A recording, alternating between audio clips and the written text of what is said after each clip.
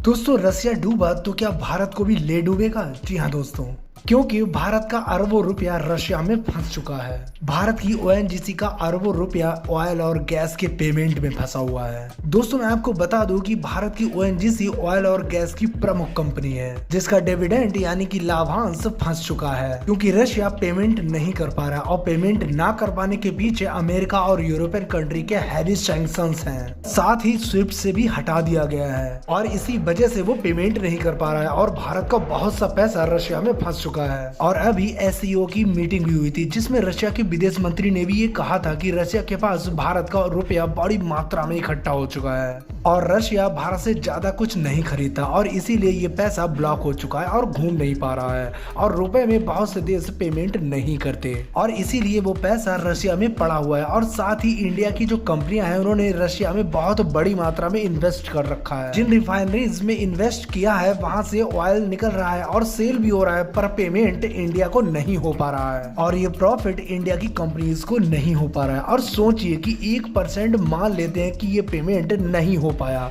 तो भारत का बहुत बड़ा नुकसान हो जाएगा। पर इससे पहले भारत ने एक जुगाड़ निकाली थी कि सिंगापुर के थ्रू रशिया को पेमेंट किया जाए, पर इसी बीच सिंगापुर के ऊपर बड़ा एक्शन हो गया। इसी बीच रशिया ने सिंगापुर को अनफ्रेंडली कंट्रीज की लिस्ट में डाल दिया। वैसे तो इंडिया के रिलेशन सिंगापुर के साथ अच्छे हैं, पर रशिया के रिलेशन सिंगापुर के साथ अच्छे नहीं हैं और इसी वजह से ये पेमेंट बंद हो गया। और अब तो एक नई न्यूज निकल कर आ रही है कि रशिया दुनिया के हर देश को न्यूक्लियर पावर बनाना चाहता है।